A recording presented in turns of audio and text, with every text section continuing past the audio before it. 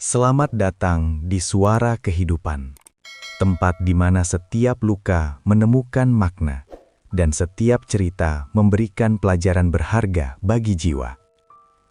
Pernahkah Anda membayangkan, orang yang paling Anda cintai justru menjadi orang yang paling tega menghancurkan harga diri Anda? Hari ini, kita akan menyimak sebuah kisah viral tentang pengkhianatan, harta, dan penyesalan yang terlambat. Sebuah kisah yang mengingatkan kita bahwa doa orang tua adalah pondasi hidup yang paling nyata. Sebelum kita mulai, tulis di kolom komentar dari mana Anda menyimak cerita ini. Jangan lupa subscribe di channel Suara Kehidupan agar Anda tidak ketinggalan kisah-kisah inspiratif lainnya. Mari kita masuk ke dalam ceritanya. Penjaga diriku sendiri, begitulah aku sekarang. Merangkapi sunyi yang tak pernah selesai di bawah atap megah yang masih kusebut rumah. Kalimat itu terus berdengung di kepalaku, seperti detak jam dinding tua yang mulai lelah. Pagi ini, udara terasa lebih berat dari biasanya. Aku berlutut di atas lantai marmer yang berkilau. Marmer yang harganya mungkin setara dengan setahun biaya sekolah mentari dulu. Dengan jemari yang mulai gemetar dan keriput yang kian nyata, aku menggerakkan kain pel, mencoba menghapus noda yang bahkan tak kasat mata bagi orang lain. Aku adalah bayangan. Aku ada. Namun keberadaanku hanya dianggap jika ada debu yang tertinggal, atau jika ada cucu yang menangis minta disuapi. Aku mendengar langkah kaki yang tegas, ketukan sepatu hak tinggi yang tajam di atas lantai, memecah kesunyian yang kupertahankan dengan napas pendek. Itu mentari.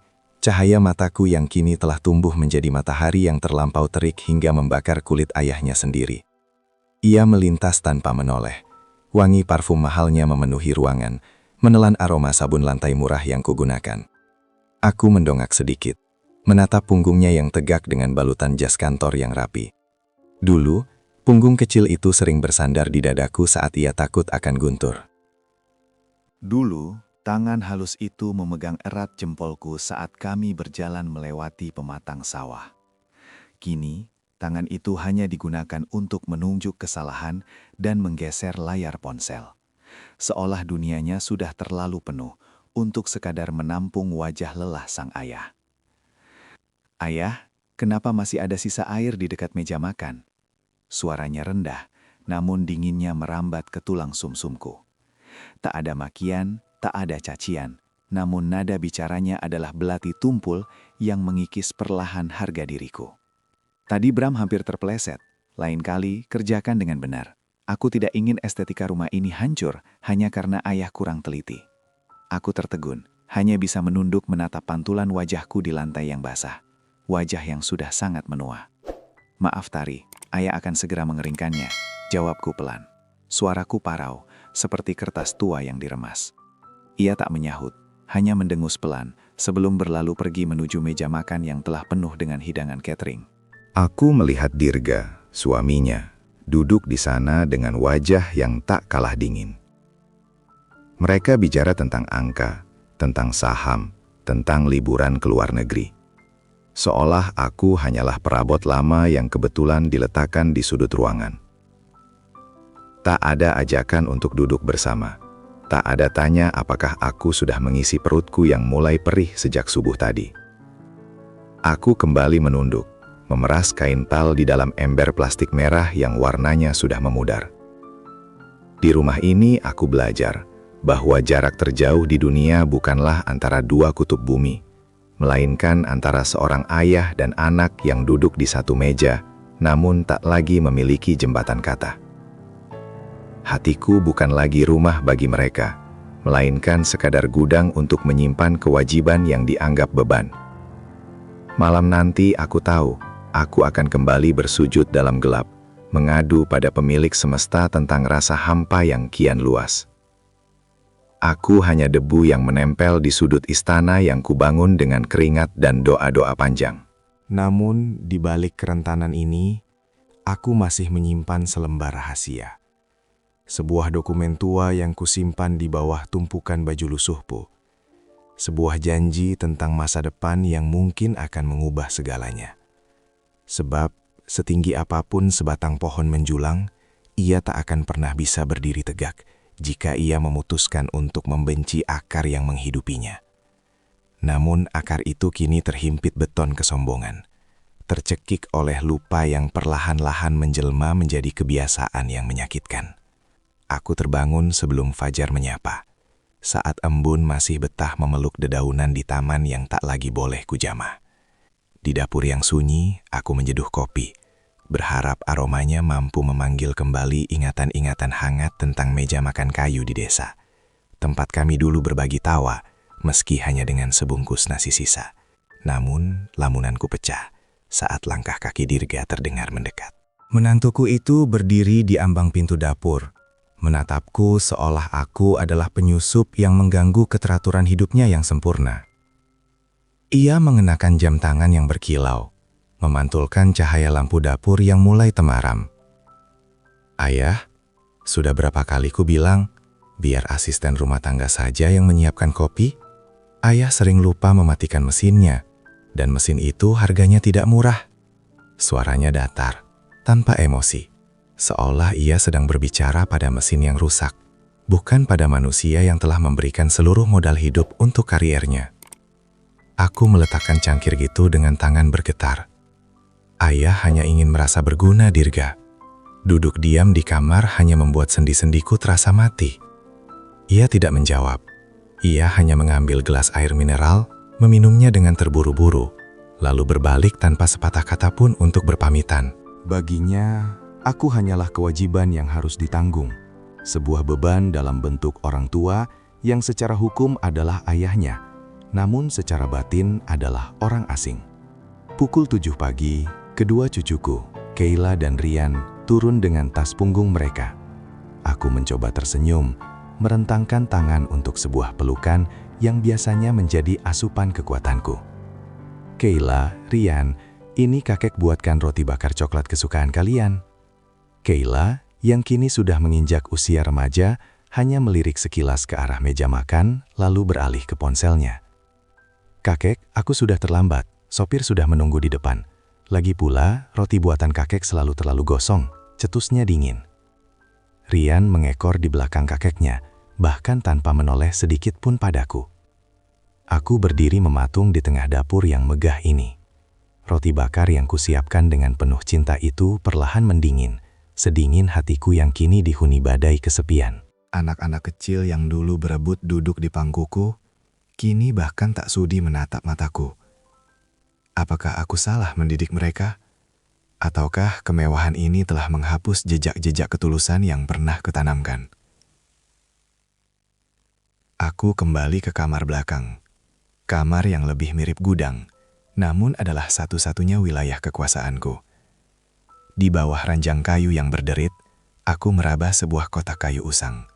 Di dalamnya, selain dokumen tanah yang sempat kusebutkan, tersimpan sebuah foto kecil. Foto mentari saat wisuda, tersenyum lebar sambil memelukku yang masih mengenakan baju batik lama. Air mataku jatuh tanpa suara, membasahi permukaan foto yang mulai menguning itu. Aku menyadari satu hal, di rumah ini, aku tidak sedang menua karena usia, melainkan karena rasa tak diinginkan yang setiap hari disuntikkan ke dalam nadiku. Namun, aku harus tetap bertahan. Aku harus menunggu saat yang tepat untuk membuka kotak Pandora ini. Bukan untuk membalas dendam, tapi untuk membuktikan bahwa kasih sayang seorang ayah tidak bisa dibeli dengan selembar cek yang mereka pamerkan setiap hari. Sebab, di balik debu yang menyelimuti kamar ini, aku sedang merajut sebuah rencana yang diam-diam akan menguji sejauh mana nurani mereka sanggup bertahan di atas tumbukan harta. Rencana itu bukanlah sebuah belati untuk melukai, melainkan sebuah cermin yang kelak akan kupaksa mereka tatap, agar mereka melihat rupa jiwa yang telah kehilangan arah.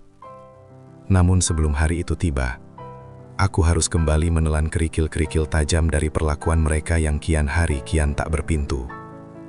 Aku menyadari, di rumah yang megah ini, namaku tidak lagi dieja sebagai ayah, melainkan sebagai beban yang disamarkan dalam sopan santun yang palsu. Sore itu, Mentari mengadakan jamuan kecil di taman belakang. Aku mendengar denting gelas kristal dan tawa renyah yang berterbangan di udara, seperti sekawanan burung yang tak pernah hinggap di dahan rapuh sepertiku. Aku berniat hanya lewat untuk mengambil air minum, namun langkahku terhenti di balik pilar besar saat mendengar namaku disebut. "Tari, apa kakek tua itu masih tinggal di sini?" Suara seorang wanita, teman sosialita Mentari, terdengar begitu jernih di telingaku. "Bukankah lebih baik kalau dia dititipkan di panti yang premium saja? Rumahmu jadi terlihat kurang modern dengan adanya lansia yang suka mondar-mandir berpakaian lusuh begitu." Aku menahan nafas. Hatiku berdegup kencang, menanti pembelaan dari bibir putri yang dulu kusuapi dengan tanganku sendiri. "Aku sedang memikirkannya, Jeng," jawab Mentari pelan, namun nadanya seperti palu yang menghantam hatiku. Mas Dirga juga sudah mulai risih.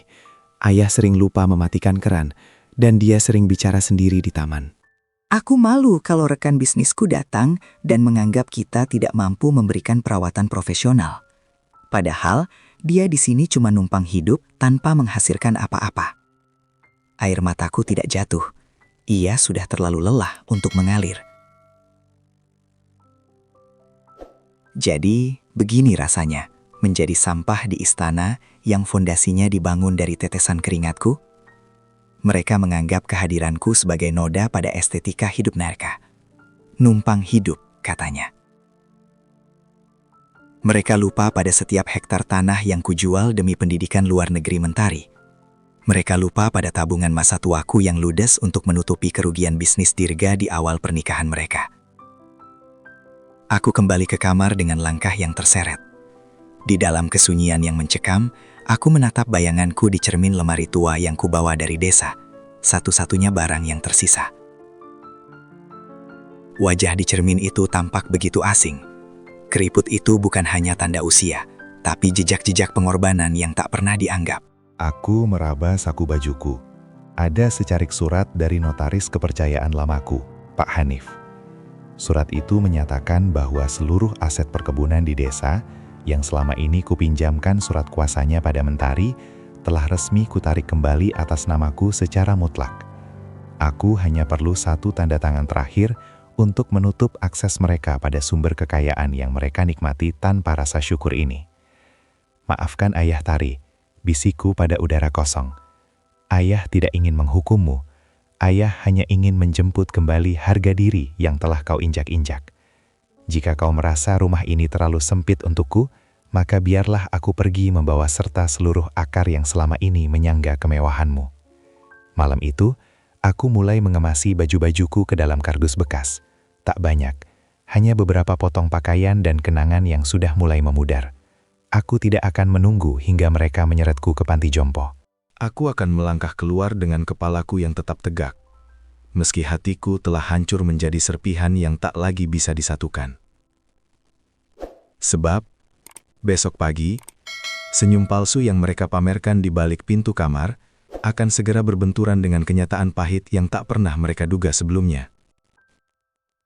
Kenyataan itu menampakkan rupa aslinya saat fajar baru saja menyingsing, menyelinap di antara celah pintu yang terbuka sedikit.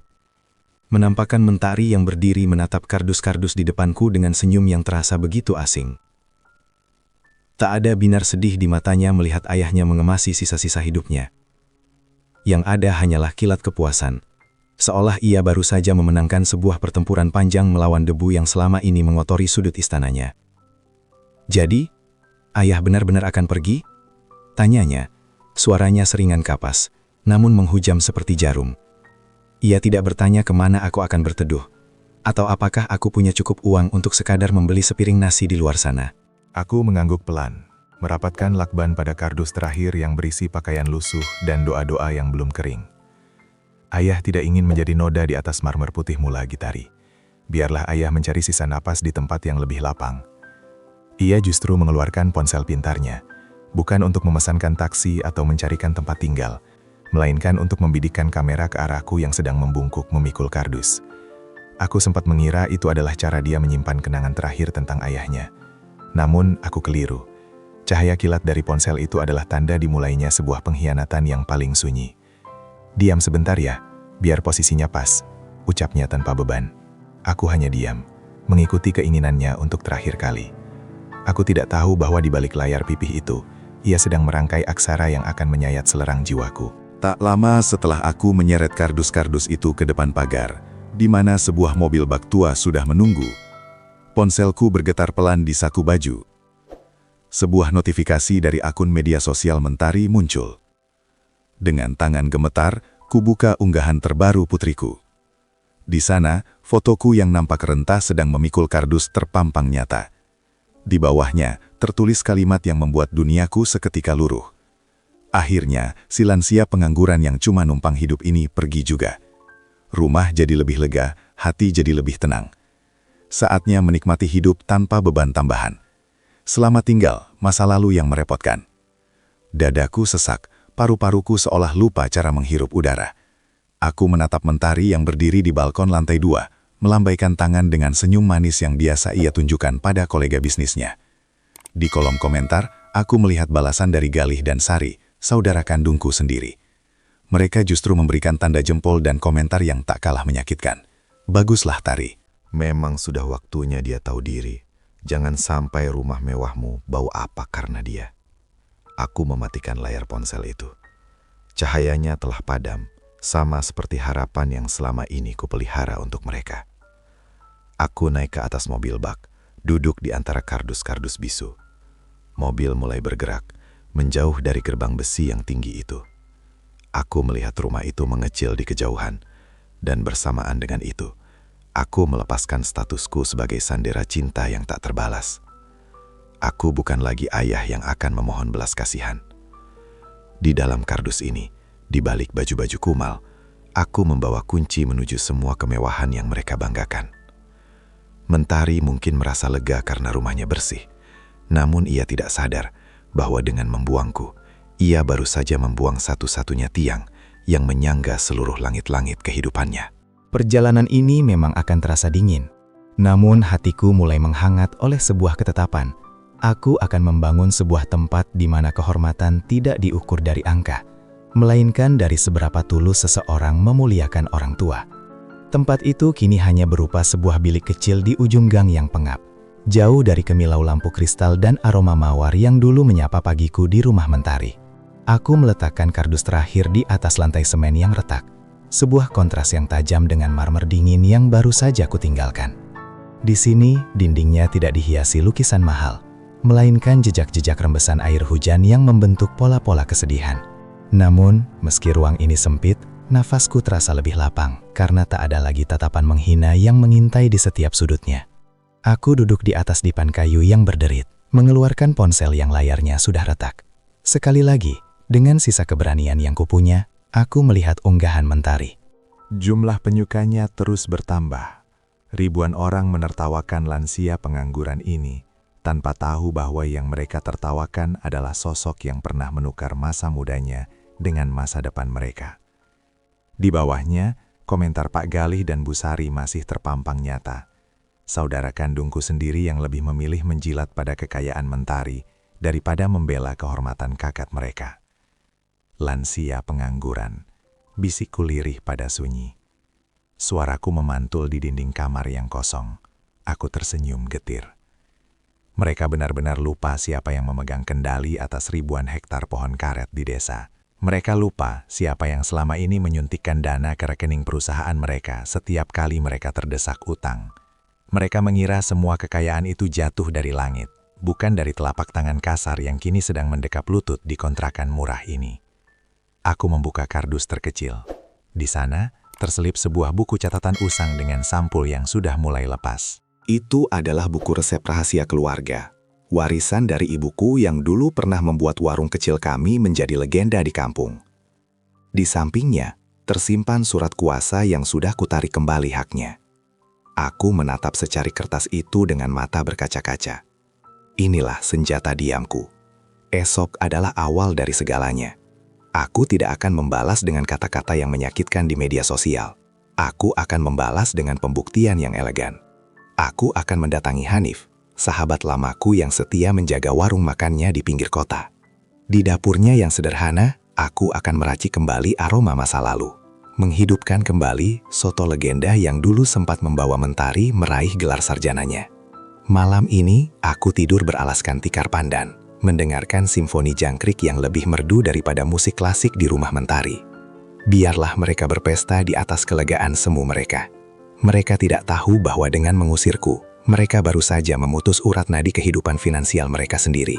Aku tidak butuh panggung megah untuk menunjukkan siapa diriku. Cukup sebuah mangkuk hangat dan ketulusan hati.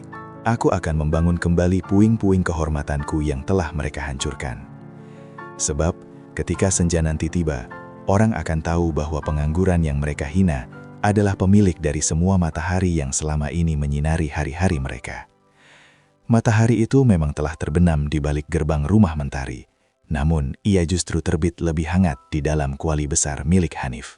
Tempat kepul asap membawa aroma kunyit dan kemiri yang menari di udara pagi. Di dapur yang berdinding jelaga ini, aku tidak lagi merasa seperti bayangan yang mengotori estetika. Di sini, di antara desis api dan denting sudit, aku menemukan kembali detak jantungku yang sempat hilang di telan keheningan kamar belakang yang dingin. Kau yakin ingin melakukan ini, Arkan? Dengan tanganmu yang seharusnya sudah beristirahat, kau malah memilih untuk bergelut dengan panasnya uap. Hanif bertanya, matanya menyiratkan keprihatinan yang tulus.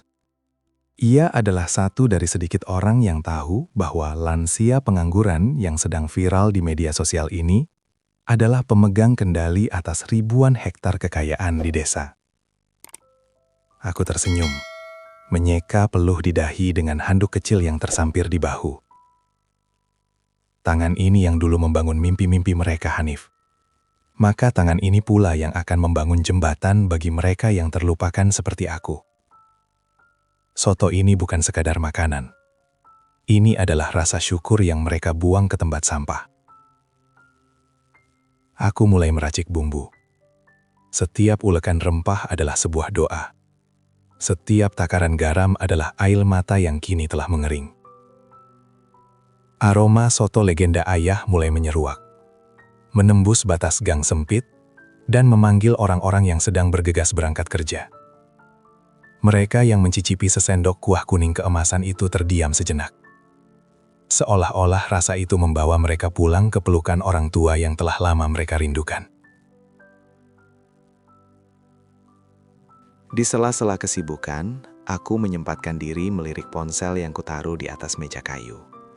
Di sana, Mentari sedang mengunggah video tentang kebebasan barunya, berbelanja tas mewah tanpa gangguan ayahnya.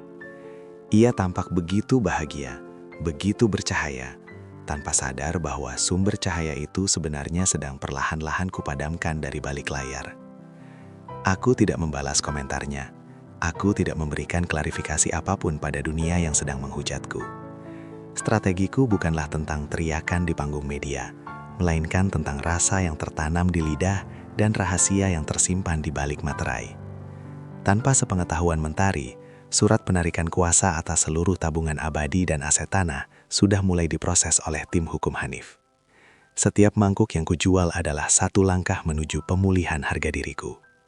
Orang-orang mulai berbisik, memotret mangkuk-mangkuk itu, dan tak butuh waktu lama sebelum aroma ini menarik perhatian para pencari cerita di kota ini. Aku melihat seorang anak muda memegang ponselnya, merekam gerak tanganku saat menuangkan kuah, lalu bertanya, "Kek, kenapa soto ini rasanya sedih, tapi menenangkan?" Aku hanya tersenyum tipis. Sebab soto ini dibuat dari sisa-sisa hati yang hancur, namun tetap ingin memberi kehangatan bagi perut yang lapar. Hari itu ditutup dengan antrean yang mengular panjang. Aku merasa lelah, namun lelah yang memuliakan. Saat aku kembali ke kontrakan sempitku, aku tahu bahwa babak pengkhianatan di balik senyum Mentari telah berakhir. Kini, giliran aku yang akan bergerak dalam senyap, menyusun kepingan-kepingan strategi yang akan memaksa mereka menyadari bahwa mereka tidak pernah benar-benar berdiri sendiri. Langkah kaki ini mungkin lambat, namun tujuanku sudah sangat jelas di depan mata. Esok, surat resmi dari notaris akan tiba di meja makan Mentari, bersamaan dengan hilangnya semua hak istimewa yang selama ini ia anggap sebagai miliknya Ababi. Terputusnya akses itu adalah awal dari gempa yang tak kasat mata, namun sanggup meruntuhkan singgasana yang mereka bangun di atas keangkuhan. Aku duduk di sudut warung Hanif yang masih sepi, menyesap teh pahit sambil menatap amplop coklat di atas meja. Di dalamnya, salinan akta notaris itu tampak begitu dingin. Namun bagiku, itu adalah satu-satunya cara untuk menyelamatkan Mentari dari dirinya sendiri yang kian tersesat dalam gelimang harta semu. Di seberang kota, aku bisa membayangkan kepanikan yang sedang menjalar. Mentari yang biasanya terbangun dengan aroma kopi mahal dan rencana belanja yang tak ada habisnya, kini pasti sedang menatap layar ponselnya dengan dahi berkerut. Pesan singkat dari bank yang memberitahukan bahwa rekening pribadinya yang selama ini disokong oleh bagi hasil perkebunan karetku telah dibekukan atas permintaan pemilik hak milik yang sah. Ponselku bergetar. Sebuah nama muncul di layar. Mentari. Aku tidak mengangkatnya. Getaran itu terasa seperti detak jantung yang ketakutan, namun aku membiarkannya mati dalam diam. Aku bukan lagi pria tua yang akan lari setiap kali ia memanggil hanya untuk sekedar membelikan titipannya.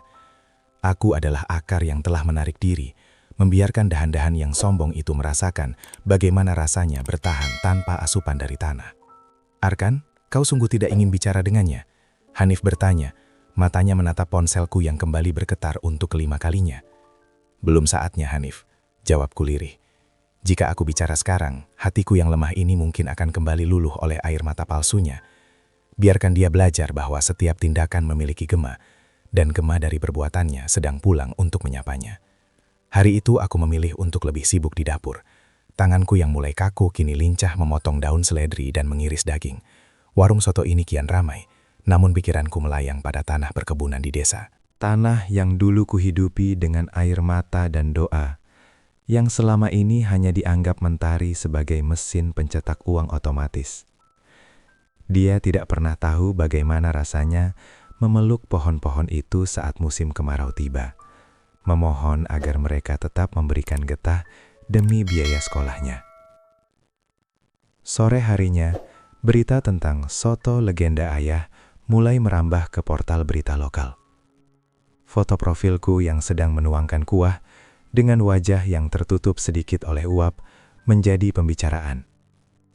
Orang-orang mulai menyebutku sebagai lansia misterius berhati emas. Mereka tidak tahu bahwa di balik senyum tipisku kepada pelanggan, aku sedang menyusun kepingan rencana yang lebih besar, membangun sebuah yayasan. Uang yang selama ini mengalir ke tas-tas bermerek milik Mentari, kini mulai kualihkan ke sebuah rekening baru, rekening atas nama Pondok Teduh Surya. Sebuah tempat yang kelak tidak hanya akan menjadi rumah bagiku, tapi juga bagi para ayah dan ibu yang senasib denganku. Mereka yang dibuang saat tenaga mereka tak lagi bisa diperas. Saat malam menjemput dan aku kembali ke kontrakan, sebuah pesan singkat masuk. Bukan dari Mentari, melainkan dari Dirga, menantuku. Isinya singkat namun penuh ketakutan.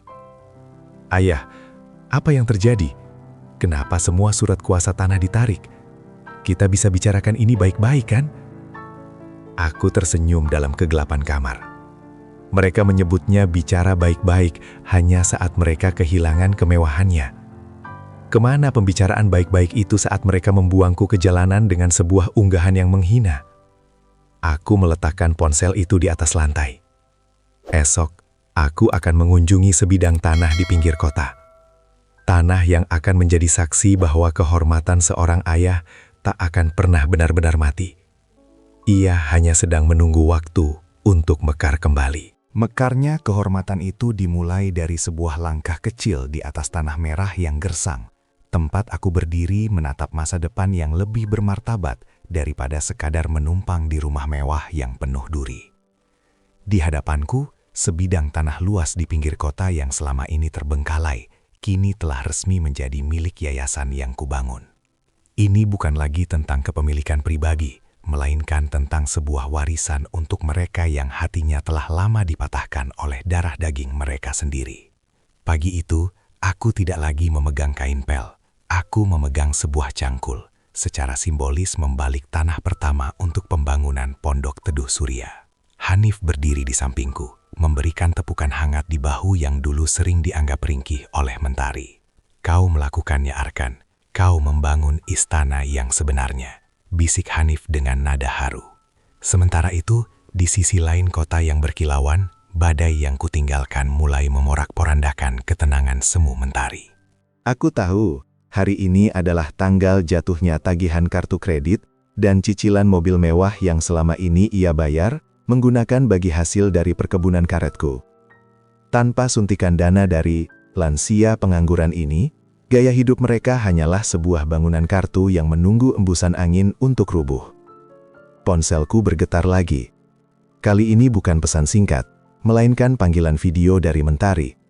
Aku menarik nafas panjang, menenangkan gemuruh di dadaku, lalu menekan tombol hijau. Wajah di layar itu tampak berantakan. Tak ada lagi riasan tebal atau senyum remehkan. Matanya sembab, dan rambutnya yang biasanya tertata rapi kini tampak kusut. Ayah, kenapa ayah tega melakukan ini? Suaranya gemetar, pecah oleh isak tangis yang kali ini terdengar nyata. Meski aku tak tahu apakah itu tangis penyesalan atau tangis kehilangan harta. Bank menelpon ayah. Semua fasilitas kami dicabut. Mereka bilang surat kuasa tanah sudah tidak berlaku. Kami bisa kehilangan segalanya. Aku menatapnya melalui layar, mencoba mencari Mentari kecilku di balik wajah wanita dewasa yang penuh ambisi itu. Tari, ucapku lembut, setenang telaga di pagi hari. Ayah tidak melakukan apapun padamu. Ayah hanya mengambil kembali apa yang memang bukan milikmu. Bukankah kau bilang rumahmu jadi lebih lega tanpa kehadiranku? Ayah hanya ingin memastikan kelegaan itu tidak terganggu oleh beban-beban harta yang berasal dari tanganku. Tapi ayah, kami punya cicilan. Bram bisa kehilangan posisinya jika ini ketahuan rekan bisnisnya. Ia memohon. Air matanya mulai mengalir deras. Harta bisa dicari dengan keringat, Tari. Tapi harga diri seorang ayah yang kau buang ke tempat sampah, tidak bisa kau beli kembali meski kau punya emas segunung. Jawabku tenang. Belajarlah hidup dengan apa yang kau hasilkan sendiri, bukan dari apa yang kau rampas dari masa tua ayahmu. Aku mematikan sambungan itu sebelum ia sempat menjawab. Ada perih yang menyayat saat melihatnya hancur. Namun aku tahu, ini adalah bagian dari obat yang pahit, agar jiwanya sembuh dari penyakit kesombongan.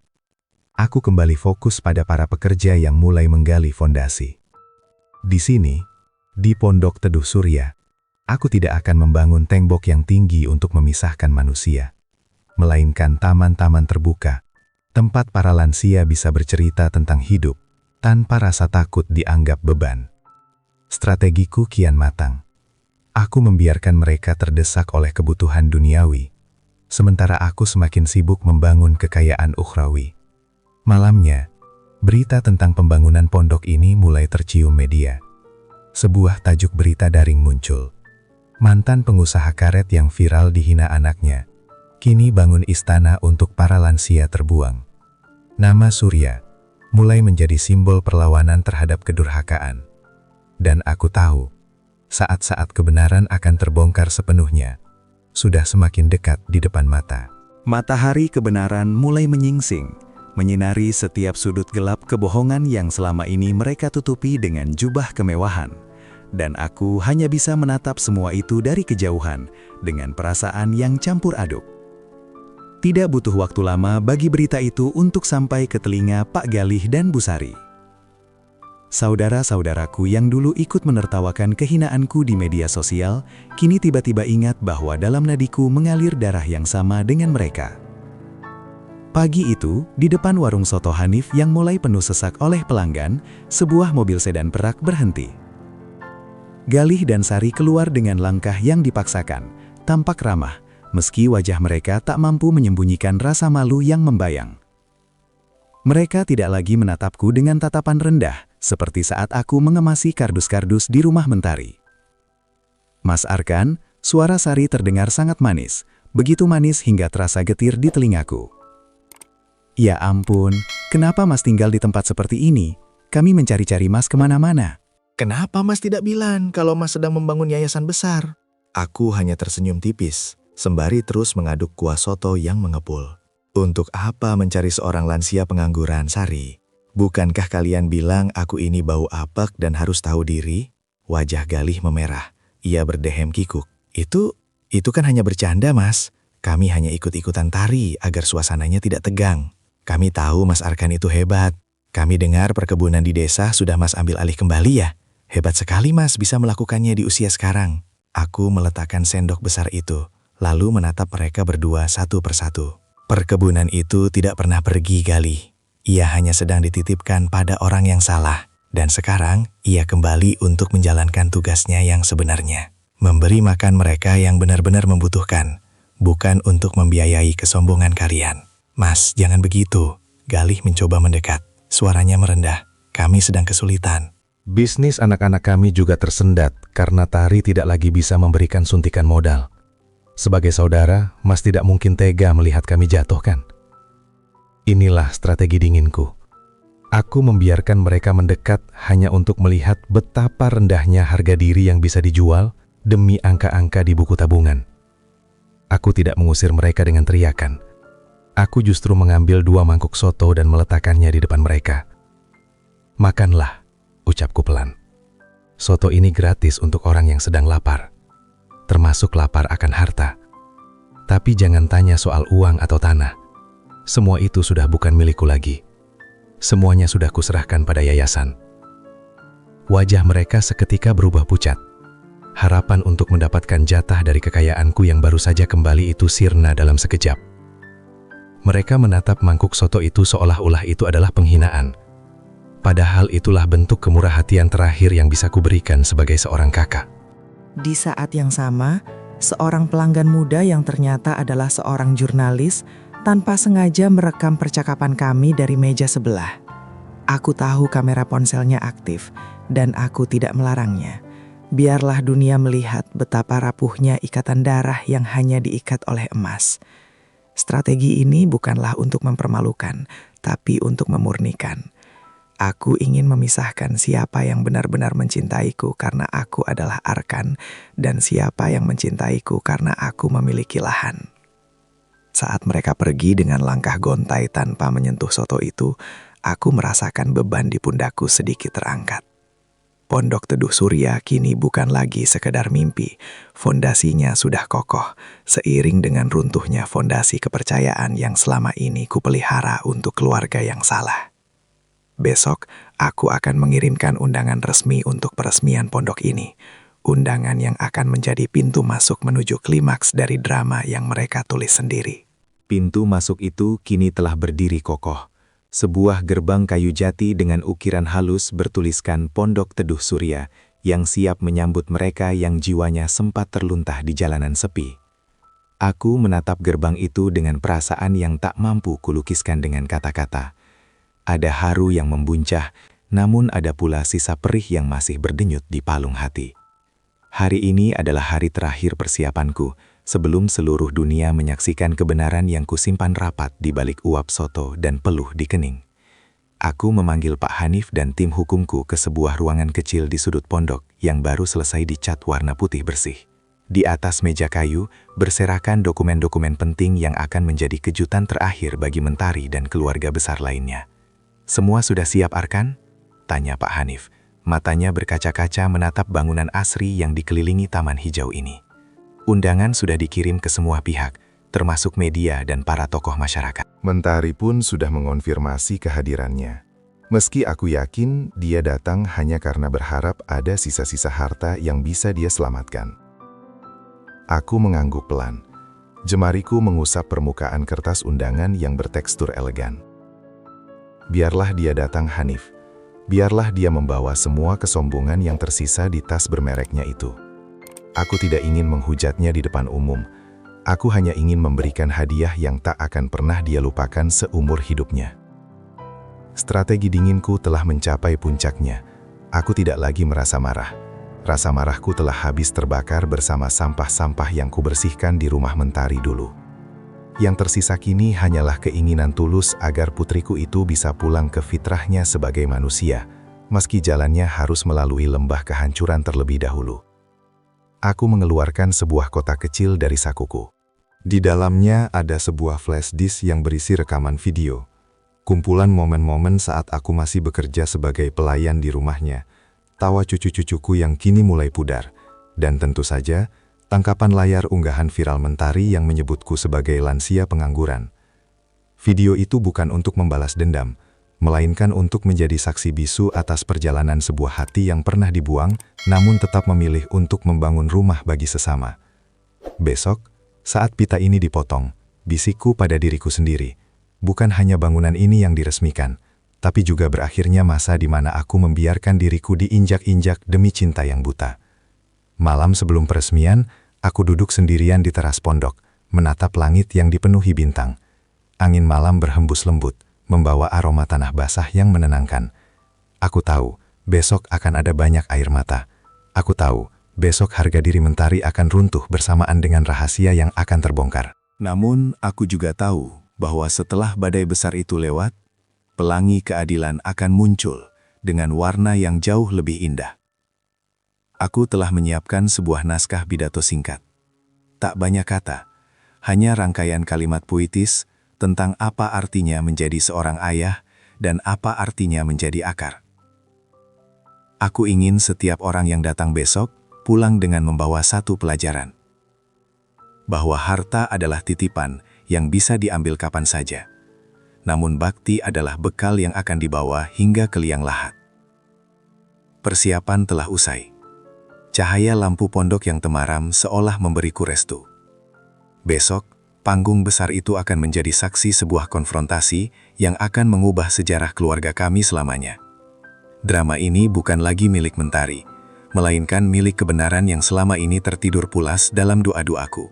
Panggung besar itu kini telah tegak berdiri di bawah langit pagi yang cerah, berselimut kain putih dan bunga-bunga segar yang aromanya memenuhi udara, seolah menyambut kebenaran yang sudah terlalu lama bersembunyi dalam bayang-bayang.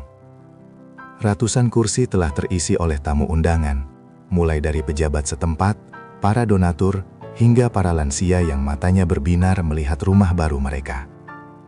Di barisan paling depan, aku melihat Mentari dan Dirga duduk dengan gelisah. Wajah mereka pucat pasi, namun masih mencoba mempertahankan sisa-sisa keanggunan yang mulai retak. Mentari mengenakan gaun hitam yang elegan, namun matanya terus bergerak liar menatap bangunan megah di hadapannya. Ia mungkin masih bertanya-tanya dalam hati, bagaimana mungkin seorang lansia pengangguran yang ia buang dengan kardus bekas bisa membangun istana semulia ini dalam waktu singkat. Ia belum tahu bahwa ribuan hektar pohon karet di desa telah bekerja dalam diam untuk hari ini. Acara dimulai dengan alunan musik kecapi yang menyayat hati. Aku berdiri di balik tirai, menarik napas dalam-dalam, merasakan detak jantungku yang berirama dengan ketenangan yang aneh. Hanif mendekat, membisikkan kata-kata penyemangat sebelum namaku dipanggil ke atas panggung. Sekarang saatnya Arkan, tunjukkan pada dunia apa artinya menjadi seorang ayah, ucap Hanif tulus. Saat pembawa acara menyebut namaku, Bapak Arkan Surya, pendiri Yayasan Pondok Teduh Surya. Seluruh hadirin berdiri, memberikan tepuk tangan yang meriah.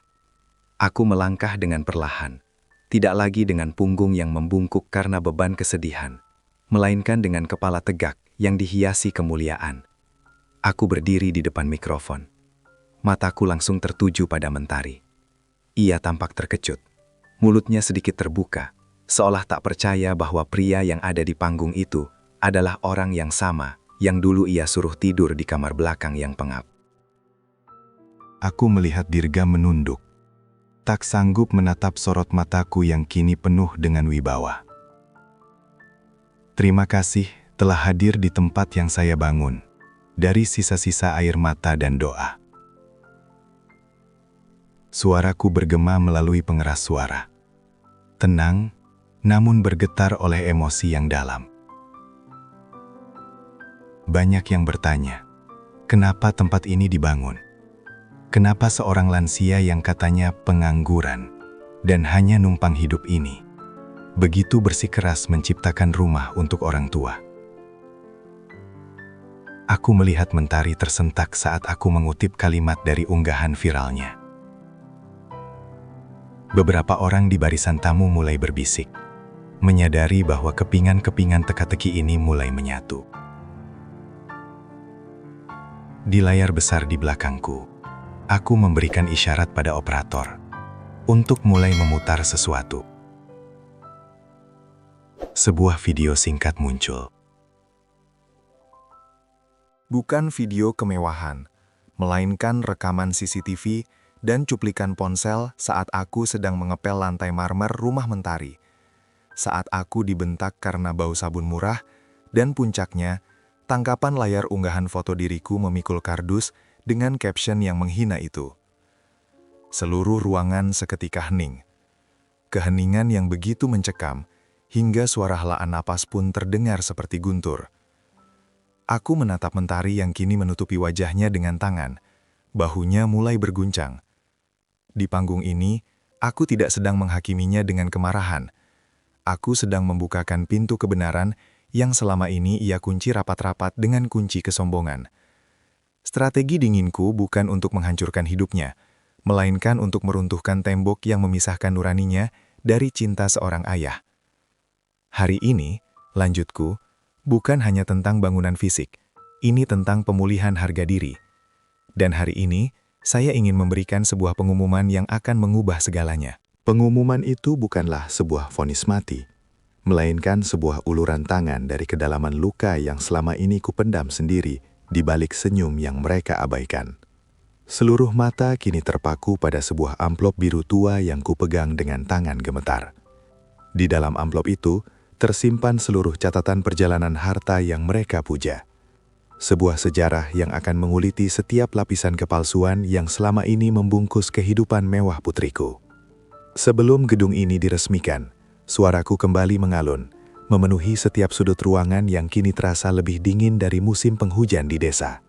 Aku ingin membacakan sebuah surat. Bukan surat dari seorang pengusaha, melainkan surat dari seorang pria yang pernah kau panggil ayah. Sebelum kau mengganti panggilan itu dengan beban. Aku membuka lipatan kertas itu. Mentari tampak semakin mengecil di kursinya. Air matanya kini membasahi gaun hitam mahalnya. Sementara Dirga hanya bisa menatap lantai dengan wajah yang pasi. Untuk putriku, Mentari, aku mulai membaca. Dan suaraku seolah menjadi angin yang membawa aroma masa lalu. Kau mungkin lupa pada sepasang tangan yang kasar ini. Tangan yang rela berdarah demi memetik getah karet di tengah dinginnya subuh. Hanya agar kau bisa bangun dengan selimut hangat di asrama kampusmu yang megah. Kau mungkin lupa pada punggung yang membungkuk ini, yang rela menjadi jembatan agar kau bisa melangkah melewati lumpur kemiskinan menuju puncak kesuksesanmu. Aku berhenti sejenak, menelan kepahitan yang tiba-tiba menyeruak di tenggorokan. Ketika kau mengunggah fotoku memikul kardus dan menyebutku lansia pengangguran yang numpang hidup, aku tidak menangis karena kehilangan tempat tinggal. Aku menangis karena aku sadar, aku telah gagal membangun sebuah istana di dalam hatimu. Kau merasa rumahmu lega setelah aku pergi, namun kau tak sadar bahwa bersamaku, pergi pula seluruh pondasi yang menyangga dinding-dinding rumahmu. Ketahuilah, Tari. Setiap sen yang kau gunakan untuk membeli tas mewahmu, setiap lembar uang yang kau pamerkan di media sosial, semuanya berasal dari pohon-pohon tua yang kurawat dengan doa di desa. Gumam kaget terdengar dari arah tamu undangan. Beberapa kamera jurnalis semakin intens menyorot wajah Mentari yang kini sudah hancur oleh isak tangis. Hari ini, secara resmi saya nyatakan bahwa seluruh aset perkebunan, tabungan abadi, dan tanah yang selama ini digunakan oleh keluarga putri saya telah sepenuhnya dialihkan kepada Yayasan Pondok Teduh Surya. Lanjutku, kini dengan nada yang lebih tegas. Saya tidak lagi memberikan hak kepada siapapun yang tidak mampu menghargai akar tempat mereka tumbuh. Karena sejatinya, harta adalah ujian, dan kau putriku telah gagal dalam ujian itu. Dunia seolah berhenti berputar bagi Mentari. Ia menatapku dengan tatapan yang hampa, seolah-olah seluruh oksigen di ruangan itu telah dihisap habis oleh kenyataan yang baru saja kubuka. Ia menyadari satu hal yang paling menyakitkan. Ayahnya yang ia anggap beban, sebenarnya adalah pemilik dari semua napas finansial yang selama ini ia hirup dengan sombongnya. Di panggung ini, di hadapan cahaya lampu dan ribuan pasang mata, aku tidak lagi merasa seperti bayangan. Aku adalah cahaya yang sedang menyinari kegelapan di hati anakku sendiri. Meski aku tahu, cahaya ini akan membakar habis sisa-sisa harga diri palsu yang ia banggakan. Cahaya itu menyilaukan, namun tidak lebih menyilaukan daripada kilat lampu kamera yang kini berburu wajah Mentari, menangkap setiap tetes air mata yang jatuh sebagai bukti nyata dari sebuah kejatuhan yang tak terelakkan. Di tengah riuh hendah bisikan tamu dan sorot mata yang menghakimi, Mentari tiba-tiba berdiri. Langkahnya limbung, namun ia memaksakan diri maju ke depan, mencoba meraih mikrofon dengan jemari yang bergetar hebat. Ia ingin bicara. Ia ingin membela diri dari kenyataan yang baru saja menelanjangi nuraninya di depan publik. Ayah, Ini tidak adil. Suaranya melengking tinggi, pecah oleh kepanikan yang luar biasa. Kenapa ayah harus mempermalukan aku seperti ini di depan orang banyak? Aku anakmu. Aku hanya sedang hilaf, ayah. Foto itu hanya candaan untuk pengikutku di media sosial. Kenapa ayah harus mengambil semuanya? Bagaimana nasib anak-anakku? Bagaimana nasib perusahaan kami? Ia berbicara tentang nasib perusahaan, tentang harta, dan tentang citranya. Namun tak sepatah kata pun ia ucapkan tentang rasa sakit yang ia torehkan di dadaku. Di atas panggung ini, di hadapan para wartawan yang terus merekam, Mentari justru semakin mengukir luka baru. Ia tidak meminta maaf karena telah membuang ayahnya. Ia menangis karena ia kehilangan sumber kemewahannya. Seorang jurnalis muda berdiri, mengarahkan perekam suaranya tepat ke arah Mentari. Ibu Mentari, apakah benar ibu menyebut ayah kandung ibu sendiri sebagai sampah dan beban di saat beliau adalah orang yang membiayai seluruh hidup ibu? Apakah kekayaan bagi ibu lebih berharga daripada bakti? Mentari tertegun. Ia menatap ke arah kerumunan, mencari pembelaan dari Dirga. Namun menantuku itu sudah lebih dulu menyembunyikan wajahnya di balik telapak tangan. Ia mencari dukungan dari Pak Galih dan Bu Sari. Namun kedua saudaraku itu justru memalingkan muka, seolah-olah tidak pernah mengenal Mentari, agar mereka tidak ikut terseret dalam badai kebencian publik ini. Aku hanya ingin mandiri, teriak Mentari lagi. Pertahanannya runtuh total. Aku tidak ingin selalu berada di bawah bayang-bayang masa lalu ayah yang kuno. Aku ingin dunia melihatku sebagai wanita sukses, dan kau membangun kesuksesan itu di atas punggung yang kau patahkan sendiri, Nah. Jawabku pelan. Namun suaraku meredam seluruh hiruk-pikuk di ruangan itu. Kau tidak ingin bayang-bayangku, tapi kau menikmati setiap jengkal tanahku. Kau merasa aku kuno, tapi uang dari keringatku kau anggap cukup modern untuk membeli tas-tasmu. Aku melangkah mendekatinya, bukan untuk memeluk, melainkan untuk memberikan cermin terakhir. Kebenaran ini bukan untuk menghancurkanmu, Tari. Kebenaran ini ada agar kau tahu bahwa di dunia ini ada hal-hal yang tidak bisa dibeli dengan uang. Salah satunya adalah rumah di hati seorang ayah yang kini telah kau bakar sendiri apinya. Mentari jatuh terduduk di atas lantai panggung. Isak tangisnya bukan lagi suara putri kecilku, melainkan suara seorang wanita yang baru saja menyadari bahwa ia telah kehilangan segalanya. Hartanya, kehormatannya, dan yang paling menyedihkan, ia kehilangan tempat tinggal paling abadi dalam hidupnya, yaitu doa-doa tulus dariku. Keheningan kembali menyelimuti ruangan. Klimaks ini terasa begitu berat, seperti awan mendung yang siap menumpahkan hujan deras. Di layar besar, foto unggahan Mentari masih terpampang, menjadi saksi bisu betapa cepatnya roda kehidupan berputar bagi mereka yang lupa akan akarnya. Awan mendung itu akhirnya pecah, menumpahkan hujatan-hujatan yang begitu deras dari jutaan jemari netizen yang menyaksikan siaran langsung itu, mengubah setiap kata pujian yang pernah diterima Mentari menjadi belati yang kini menusuk balik dirinya sendiri. Di dalam ruangan yang semula megah itu, suasana terasa mencekam. Tak ada lagi tempat bagi Mentari untuk bersembunyi. Ponselnya, yang biasanya menjadi sumber validasi atas kemewahannya, kini terus berdenting tanpa henti, membawa notifikasi kebencian yang menyebar secepat api di padang kering. Dunia digital tidak mengenal ampun. Dalam hitungan menit, tagar #keadilan untuk ayah dan #putri tanpa nurani menjadi tren utama. Orang-orang yang dulu memuja gaya hidupnya, kini berbalik mengutuknya dengan kalimat-kalimat yang jauh lebih tajam dari apa yang pernah ia tuliskan tentangku. "Cukup, Ayah. Kumohon hentikan semua ini." Mentari merintih di sela isaknya. Tangannya mencengkram ujung karpet panggung seolah itu adalah satu-satunya hal yang bisa menopang hidupnya. Aku menatapnya dengan rasa iba yang mendalam, namun aku tahu bahwa kasih sayang yang benar terkadang harus membiarkan luka itu terbuka agar nanahnya bisa dibersihkan. Bukan aku yang harus menghentikannya, Tari. Dunia hanya sedang memantulkan apa yang kau pancarkan. Kau menabur angin, dan kini kau sedang menuai badai. Aku berbalik, meninggalkan Mentari yang masih bersimpuh, lalu melangkah menuju pita merah yang melintang di depan pintu masuk utama Pondok Teduh Surya. Di sampingku, para lansia yang akan menjadi penghuni pertama pondok ini berdiri dengan mata berkaca-kaca. Mereka adalah orang-orang yang senasib denganku, dibuang, dilupakan, dan dianggap sebagai barang rongsokan di masa tua. Dengan gunting perak yang berkilau di bawah cahaya lampu, aku memotong pita itu. Dengan nama Tuhan yang Maha Pengasih, Pondok Teduh Surya resmi dibuka. Semoga tempat ini menjadi pelukan hangat bagi mereka yang hatinya sedang kedinginan karena luka keluarga. Tepuk tangan kembali membahana. Namun kali ini terasa berbeda. Ada ketulusan yang mengalir di sana.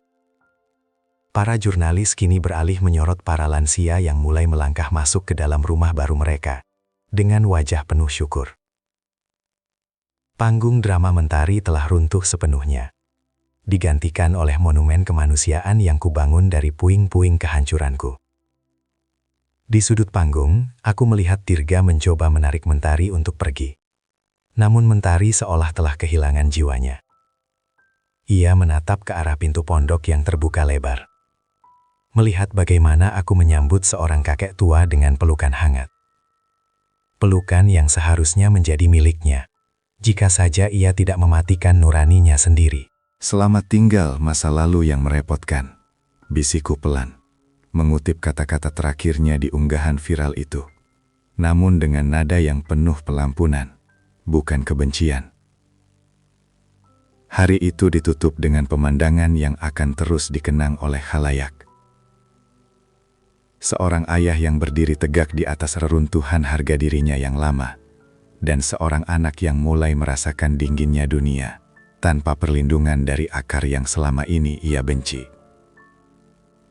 Babak klimaks ini berakhir dengan sebuah kenyataan pahit bagi Mentari. Ia tidak hanya kehilangan akses ke perkebunan dan harta, ia juga telah kehilangan haknya untuk disebut sebagai cahaya dalam hidupku. Kini, saatnya karma menjalankan tugasnya secara sistematis, menjemput satu persatu kesombongan yang pernah ia bangun setinggi langit. Hak itu telah gugur, terkubur di bawah riuh tepuk tangan, yang kini bukan lagi miliknya. Sementara di balik kemegahan yang mulai memudar, roda nasib mulai berputar turun dengan kecepatan yang tak mampu ia bendung. Kehancuran itu tidak datang dengan ledakan, melainkan dengan keheningan yang mematikan. Keheningan dari telepon kantor yang tak lagi berdering untuk urusan bisnis, digantikan oleh surat-surat peringatan berwarna merah yang memenuhi kotak surat rumah mewahnya. Hanya dalam hitungan hari setelah peresmian Pondok Teduh Surya, dunia Mentari seolah mengerut. Citra sebagai anak durhaka yang viral telah menjadi racun bagi karirnya. Perusahaan kosmetik yang selama ini ia banggakan, yang ia bangun dengan modal dari keringatku, tiba-tiba kehilangan semua kontrak kerjanya. Para mitra bisnis menarik diri satu persatu, tak sudi nama mereka disandingkan dengan sosok wanita yang membuang ayahnya ke jalanan hanya demi sebuah konten. Tari, kita harus menjual mobil. Bank sudah tidak bisa memberi toleransi lagi. Suara Dirga terdengar parau saat mereka duduk di ruang tamu yang kini terasa seperti penjara. Tak ada lagi tawa, tak ada lagi rencana liburan ke Eropa. Yang ada hanyalah tumpukan tagihan yang menggunung. Mentari hanya diam, menatap kosong pada layar ponselnya yang kini dipenuhi oleh video-video ulasan para influencer yang membedah perilaku buruknya. Ia merasakan kelumpuhan yang nyata, bukan kelumpuhan raga, melainkan kelumpuhan kuasa. Ia yang dulu merasa bisa mengendalikan segalanya dengan uang, kini harus menghadapi kenyataan bahwa tanpa aliran dana dari perkebunan karetku, ia hanyalah seorang wanita yang terlilit utang besar. "Kenapa ayah tidak menjawab panggilanku, Dirga?" Tanyanya dengan suara yang nyaris tak terdengar. "Karena ayah sedang sibuk menjadi ayah bagi orang lain yang lebih menghargainya," jawab Dirga pahit. Menantuku itu kini juga merasakan getahnya. Posisinya di perusahaan konstruksi dicabut karena skandal keluarga ini dianggap merusak nilai integritas perusahaan. Karma bekerja dengan sangat teliti. Di saat Mentari mulai kesulitan membeli kebutuhan harian yang mahal, ia teringat bagaimana dulu ia membuang makanan yang kumasak dengan alasan tidak sehat. Sekarang, seiring dengan listrik rumah yang mulai dipadamkan karena tunggakan, ia harus merasakan dinginnya malam tanpa pendingin udara. Dingin yang sama dengan yang kurasakan saat ia membuangku ke kontrakan sempit di gang sunyi.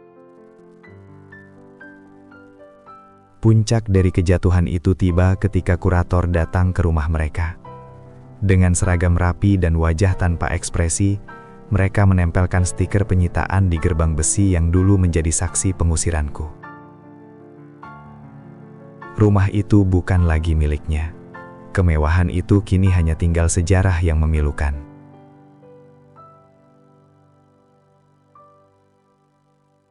Di sisi lain kota, aku duduk di Taman Pondok Teduh Surya, mendengarkan tawa para lansia yang sedang bermain catur. Aku mendengar kabar tentang penyitaan rumah itu dari Hanif. Hatiku berdenyut, bukan karena senang melihatnya jatuh, tapi karena sedih melihat betapa kerasnya kehidupan harus mengajarinya tentang arti sebuah syukur. "Arkan, kau tidak ingin membantunya?" tanya Hanif lembut. Aku menatap langit yang mulai jingga. Bantuan terbaik baginya saat ini adalah membiarkannya merasakan bumi yang ia injak. Jika aku menolongnya sekarang, ia hanya akan kembali menjadi benalu yang lupa pada akarnya. Biarkan dia hancur, Hanif. Agar dari puing-puing itu, ia bisa membangun kembali jiwanya yang telah lama hilang. Mentari kini harus merasakan apa yang selama ini aku rasakan. Menjadi bayangan di tengah kota yang sibuk, tanpa harta, tanpa nama, dan tanpa tempat untuk pulang. Pulang kini hanyalah sebuah kata tanpa alamat bagi Mentari. Sebuah konsep yang perlahan memudar seiring dengan ditutupnya pintu gerbang rumah mewah itu untuk terakhir kalinya, oleh tangan-tangan hukum yang tak mengenal belas kasihan. Mereka kini mendiami sebuah pavilion kecil yang lembab di pinggiran kota, tempat di mana aroma kemewahan digantikan oleh bau apak dari dinding yang berjamur. Tak ada lagi asisten rumah tangga yang sigap menyiapkan segala kebutuhan. Yang tersisa hanyalah kesunyian yang mencekam di antara 4 manusia yang kini saling menyalahkan dalam diam. Namun luka yang paling dalam bagi Mentari bukanlah kehilangan harta, melainkan pemberontakan yang tumbuh di mata anak-anaknya. Kayla dan Rian, yang dulu terpengaruh oleh keangkuhan ibunya, kini mulai merasakan kehampaan yang luar biasa.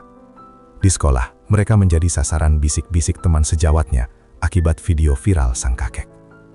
Namun lebih dari itu, mereka merindukan satu-satunya sosok yang pernah memberikan kehangatan tanpa syarat di rumah mereka yang dingin. "Ibu, kenapa kita harus mengusir kakek dulu?" tanya Rian suatu sore, sambil menatap piring plastik berisi mie instan, satu-satunya makanan yang sanggup mereka beli. Roti bakar kakek memang agak gosong, tapi setidaknya kakek selalu tersenyum saat memberikannya. Sekarang, setiap kali ibu memberi makan, ibu selalu menangis. Pertanyaan jujur itu seperti petir yang menyambar di tengah ruang sempit itu. Mentari tertegun, tangannya yang mulai kasar karena harus mencuci baju sendiri itu gemetar. Ia ingin marah, namun ia menyadari bahwa ia tak lagi punya hak untuk memerintah nurani anaknya. "Kakek tidak pernah marah meski aku sering mendiamkannya," Kayla menyambung, suaranya parau. "Aku ingin pulang ke kakek, Bu. Aku tidak mau tinggal di sini. Aku mau kakek yang dulu selalu mendengarkan ceritaku saat ibu sibuk dengan ponselmu." Mentari menutup wajahnya dengan kedua tangan. Kejatuhan ini terasa begitu sempurna hingga melumpuhkan sendi-sendi kewibawaannya sebagai orang tua. Ia melihat Dirga, suaminya, kini hanya duduk termenung di sudut ruangan, kehilangan semangat hidup setelah gelar dan jabatan yang ia banggakan, sirna ditelan skandal. Mereka berdua adalah nahkoda yang telah menenggelamkan kapal mereka sendiri Dan kini anak-anak mereka harus ikut terombang-ambing di tengah lautan penyesalan. Di sisi lain, di Pondok Teduh Surya, aku baru saja menyelesaikan penanaman bibit mawar di taman depan. Hanif menghampiriku, membawa kabar bahwa Keila berkali-kali mencoba menelepon kantorku. Namun tim hukum masih membatasi akses komunikasi sesuai permintaanku. Anak-anak itu tidak bersalah, Arkan, ucap Hanif lirih. Aku menghela napas panjang, menatap matahari yang mulai meredup di ufuk barat. Aku tahu, Hanif, aku mencintai mereka lebih dari nyawaku sendiri. Tapi jika aku membiarkan mereka kembali sekarang tanpa perubahan pada orang tua mereka, aku hanya akan mewariskan racun yang sama. Mereka harus melihat bagaimana kesombongan bisa menghancurkan segalanya, agar kelak mereka tumbuh menjadi pohon yang lebih kuat dan tahu cara menghargai akar. Malam itu, Mentari berdiri di depan cermin kecil yang retak di pavilionnya. Ia menatap wajahnya yang kini tampak jauh lebih tua dari usia aslinya. Tak ada lagi kilau perhiasan. Yang ada hanyalah garis-garis kesedihan yang mendalam. Ia mulai menyadari bahwa kelumpuhan finansial ini hanyalah awal. Kelumpuhan yang sebenarnya adalah ketika ia menyadari bahwa ia telah membuang satu-satunya orang yang akan tetap mencintainya, bahkan ketika dunia mengutuknya. Penyesalan itu mulai tumbuh seperti benalu yang mencekik jantungnya, mempersiapkannya untuk sebuah plot twist yang akan mengubah sisa hidupnya selamanya. Selamanya ia akan terperangkap dalam penjara penyesalan, jika ia tidak segera membasuh kakiku dengan air mata permohonan maaf. Sebuah langkah yang akhirnya ia ambil saat langit kota seolah ikut menangis, menumpahkan badai hujan yang begitu hebat, hingga menelan seluruh bising kesombongan dunia. Di tengah malam yang buta, Mentari melangkah keluar dari paviliun sempitnya. Ia tidak lagi peduli pada gaun mahalnya, yang kini basah kuyup dan ternoda lumpur jalanan.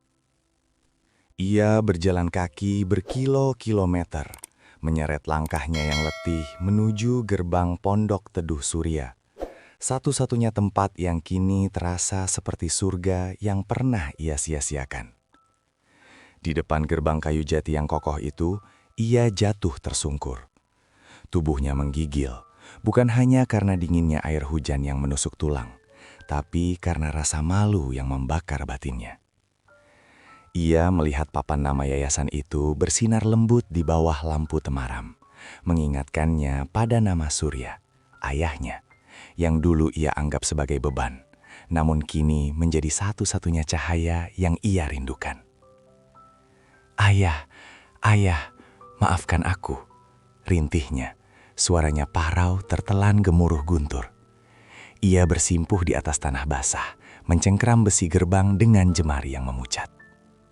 Aku yang sedang terjaga di beranda karena suara badai yang mengusik ketenangan, melangkah perlahan menuju gerbang dengan membawa sebuah payung besar. Dari kejauhan, aku melihat sosok wanita yang hancur itu. Hatiku yang kukira sudah membatu oleh luka, seketika luruh melihat putri tunggalku bersimpuh di atas lumpur, persis seperti posisi para lansia yang dulu ia hina. Aku membuka gerbang itu perlahan. Mentari mendongak. Wajahnya yang penuh air mata dan air hujan menatapku dengan tatapan memohon yang paling dalam. Tak ada lagi Mentari yang angkuh, yang ada hanyalah seorang anak yang sedang tersesat dan ingin pulang. Ayah, aku tidak punya apa-apa lagi, isaknya sembari memeluk kakiku yang hanya beralaskan sandal jepit kayu. Rumah hilang, nama baik hancur, bahkan anak-anakku tidak lagi menghormatiku. Aku salah, ayah. Aku telah menjadi anak yang paling hina di bawah kolong langit ini. Inilah plot twist yang mengguncang jagat maya keesokan harinya. Seorang penghuni pondok yang terbangun merekam momen itu dari balik jendela. Video itu memperlihatkan aku, sang pemilik yayasan kaya raya, ikut berlutut di tengah hujan deras, memeluk putriku yang sudah menjadi gelandangan rasa. Bukan untuk memamerkan kekayaan, tapi untuk menunjukkan bahwa pelukan seorang ayah tidak pernah memiliki pintu yang terkunci bagi anak yang ingin bertaubat. Video itu menjadi viral dengan kecepatan cahaya. Netizen yang semula menghujat Mentari kini terdiam melihat rekonsiliasi yang begitu memilukan di tengah badai. Mereka melihat sebuah keajaiban, kejatuhan yang sistematis ternyata adalah jalan satu-satunya bagi Mentari untuk menemukan kembali jiwanya yang telah lama mati.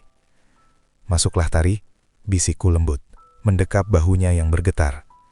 "Pondok ini memang dibangun untuk mereka yang terbuang, dan malam ini kau adalah orang yang paling terbuang dari egomu sendiri." Aku membawanya masuk ke dalam kehangatan pondok, namun pembalasan belum sepenuhnya selesai. Pengampunan memang ada, namun penebusan dosa memerlukan kerja keras dan ketulusan yang nyata. Mentari belum tahu bahwa mulai esok, ia tidak akan lagi tidur di atas sutra, melainkan harus belajar mencuci piring dan merawat mereka yang dulu ia sebut sebagai bau apak. Kejatuhan ini telah mencapai dasarnya, dan kini, di bawah atap Pondok Teduh Surya, babak penutup tentang penyesalan yang terlambat mulai ditulis dengan tinta air mata. Tinta air mata itu kini harus mengering dan berganti menjadi peluh yang menetes di atas lantai semen. Saat Mentari terbangun, bukan lagi oleh wangi kopi mahal, melainkan oleh dentang lonceng subuh yang memanggil setiap penghuni Pondok Teduh Surya untuk memulai hari. Di sebuah kamar kecil yang sederhana, Mentari menatap tangannya yang kini tak lagi dihiasi cincin berlian. Ia mengenakan seragam pelayan yayasan yang berwarna abu-abu, warna yang sama dengan mendung yang sempat menggelayuti jiwanya. Pagi ini adalah hari pertamanya menjalani syarat yang kuberikan. Jika ia ingin kembali diakui sebagai anak, ia harus mengabdi, merawat, dan memuliakan para lansia yang dulu ia anggap sebagai pengganggu estetika hidupnya. "Ayah, aku siap," ucapnya lirih saat menemuiku di dapur umum. Suaranya tidak lagi melengking tinggi penuh perintah, melainkan rendah dan syarat akan ketundukan. Aku menyerahkan sebuah nampan berisi mangkuk-mangkuk soto hangat kepadanya. "Tugasmu hari ini adalah menyuapi Pak Darmo di Paviliun Melaki. Beliau tidak bisa menggerakkan tangannya karena stroke. Dan ingat, Tari, lakukan dengan hati, bukan karena terpaksa." Aku memperhatikan dari kejauhan. Mentari melangkah dengan ragu menuju paviliun itu. Di sana ia bertemu dengan Pak Darmo, seorang kakek yang matanya selalu menatap langit-langit dengan hampa. Aku melihat Mentari sempat ragu saat harus menyentuh tangan Pak Darmo yang keriput. Namun kemudian ia teringat pada videonya sendiri yang menghina ayahnya. Dengan perlahan, ia duduk di pinggir tempat tidur, meniup sesendok kuah soto, dan menyuapkannya dengan penuh kesabaran. Saat Pak Darmo tersenyum kecil dan menggumamkan terima kasih yang tak jelas, aku melihat bahu Mentari terguncang. Ia menangis lagi.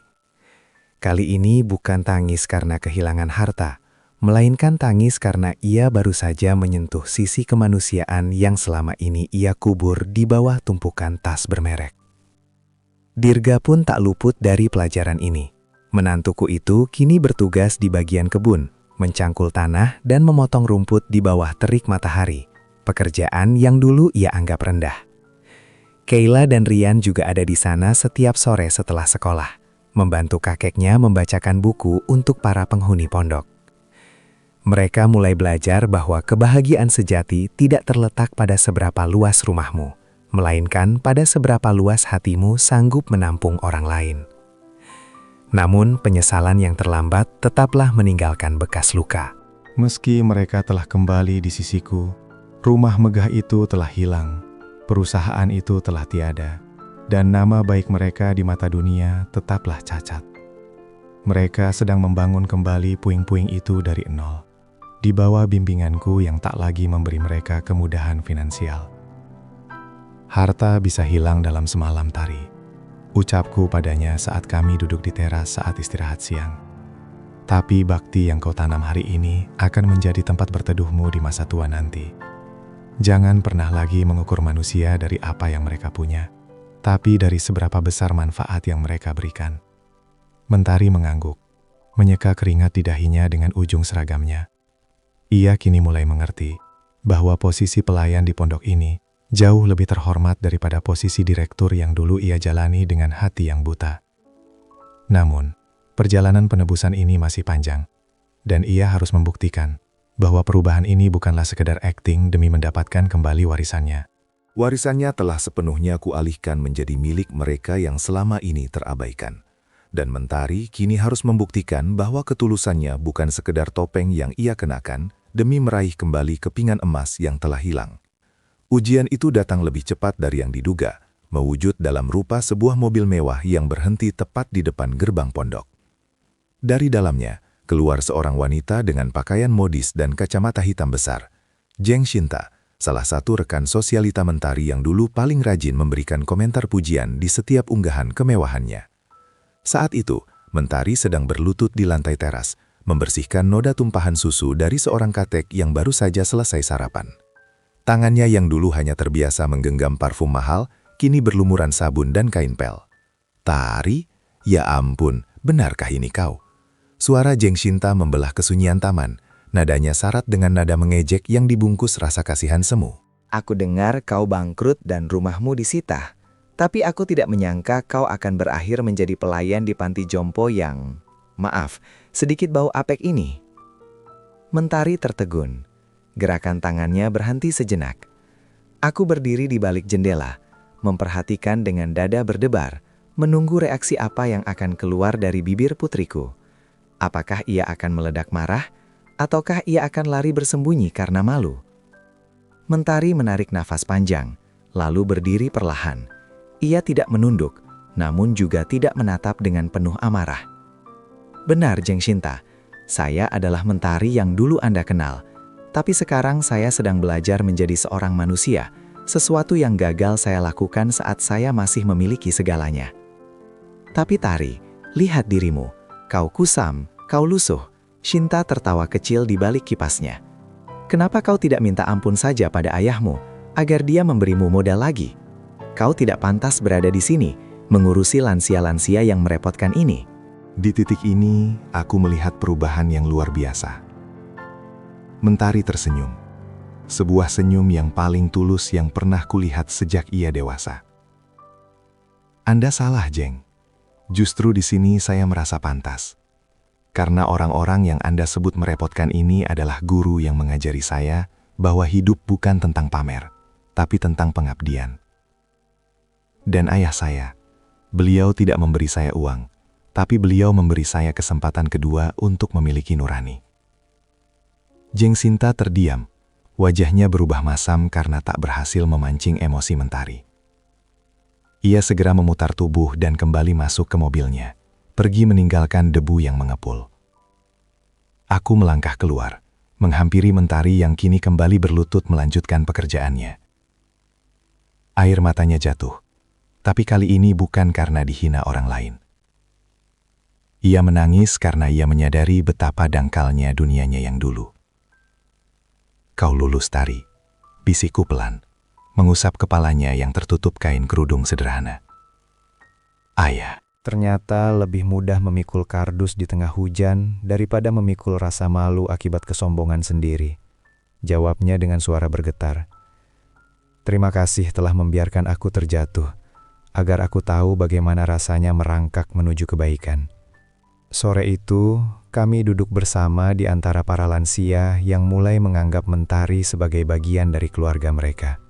Ritme emosi yang naik turun selama berbulan-bulan ini mulai menemukan muara yang tenang. Namun, sebelum cerita ini benar-benar berakhir, ada satu rahasia terakhir yang ingin kusampaikan padanya. Sebuah pelajaran penutup yang akan ia bawa hingga rambutnya memutih nanti. Pelajaran penutup itu kusimpan dalam sebuah kotak kayu kecil yang permukaannya sudah halus dimakan usia. Simbol dari sebuah perjalanan panjang yang melintasi lembah kehinaan menuju puncak keinsafan. Di bawah langit senja yang berwarna keemasan, aku mengajak Mentari, Dirga, dan kedua cucuku duduk di bawah pohon beringin besar yang menaungi halaman pondok Teduh Surya. Suasana begitu hening, hanya ada suara angin yang berbisik di antara dedaunan. seolah alam semesta pun sedang bersiap mendengarkan wasiat terakhir dari sebuah hati yang pernah patah, namun kembali utuh. Aku membuka kotak itu, mengeluarkan sebuah kunci perak dan selembar surat wasiat yang telah kutandatangani bersama Pak Hanif. Tari, Dirga, kalian telah melewati ujian yang paling berat bagi seorang manusia, yaitu kehilangan segalanya untuk menemukan kembali dirimu yang sebenarnya. Ucapku dengan suara yang tenang namun berwibawa. Pondok ini, aset perkebunan, dan seluruh harta yang aku miliki tidak akan pernah kembali menjadi milik pribadi kalian. Semuanya telah kuwakafkan untuk yayasan ini selamanya. Mentari menunduk, namun kali ini tak ada bantahan atau tangisan protes. Ia mengangguk dengan tulus. Aku tahu, Ayah, dan aku tidak lagi menginginkan harta itu. Berada di sini, melayani mereka, sudah lebih dari cukup untuk menebus gelapnya masa laluku. Aku tersenyum, lalu menyerahkan kunci perak itu ke telapak tangannya. Kunci ini bukan untuk berangkas uang. Ini adalah kunci ruang perpustakaan dan galeri di pondok ini. Aku ingin kau yang mengelolanya. Ajarkan pada dunia, melalui tulisan dan cerita, bahwa seorang anak yang pernah tersesat bisa kembali pulang. Jadilah pelita bagi mereka yang masih buta karena harta. Aku menatap langit yang mulai bertabur bintang. Cerita ini mungkin berawal dari sebuah pengkhianatan yang menyakitkan di balik senyum, dari sebuah unggahan viral yang merobek harga diri, hingga strategi dingin yang memaksa keadilan tegak. Namun, pada akhirnya, semua itu hanyalah jembatan agar kami bisa sampai pada titik ini. Sebuah kesimpulan bahwa penyesalan yang terlambat memang menyisakan luka, namun ia juga melahirkan kebijaksanaan yang abadi. Ayah sudah memaafkan kalian sepenuhnya, bisikku, merangkul mereka semua dalam satu dekapan hangat. Jangan pernah lagi melihat ke belakang dengan kebencian. Lihatlah ke depan dengan penuh kasih. Karena pada akhirnya, bukan seberapa kaya kita saat hidup, tapi seberapa banyak cinta yang kita tinggalkan saat kita tiada. Pondok Teduh Surya kini berdiri bukan hanya sebagai panti jompo, melainkan sebagai monumen cinta seorang ayah yang tak terbatas. Mentari, yang dulu menganggapku beban, kini menjadi penjaga setia bagi setiap orang tua yang tinggal di sana. Ia telah menemukan rumah yang sebenarnya, bukan rumah dari marmer dan kristal, melainkan rumah yang dibangun dari ketulusan dan bakti. Kisah ini pun berakhir dengan sebuah pelukan di bawah rembulan, meninggalkan sebuah pelajaran bagi siapa saja yang membaca. Muliakanlah akar tempatmu tumbuh, sebelum tanah yang kau injak berhenti memberimu kehidupan. Sebab doa orang tua adalah satu-satunya harta yang tak akan pernah bisa disita oleh kurator manapun di dunia ini. Sahabat Suara Kehidupan, pada akhirnya kita belajar bahwa harta bisa dicari dengan keringat, tapi restu orang tua yang hilang tidak bisa dibeli dengan emas segunung. Mentari harus kehilangan segalanya untuk menyadari bahwa beban yang ia hina selama ini adalah akar yang menopang seluruh hidupnya. Kisah ini adalah pengingat bagi kita semua. Jangan pernah menunggu kehilangan untuk mulai menghargai. Jangan menunggu air mata penyesalan jatuh hanya untuk menyadari bahwa harta paling berharga ada di hadapan kita sekarang, orang tua kita. Jika cerita ini menyentuh hati Anda, silahkan tekan tombol like dan bagikan kepada orang-orang tersayang sebagai pengingat. Bagaimana menurut Anda? Apakah pengampunan yang diberikan sang ayah sudah cukup adil? Sampaikan pendapat Anda di kolom komentar. Saya pamit undur diri. Sampai jumpa di kisah Suara Kehidupan selanjutnya. Ingat, muliakanlah akarmu, maka hidupmu akan bersemi.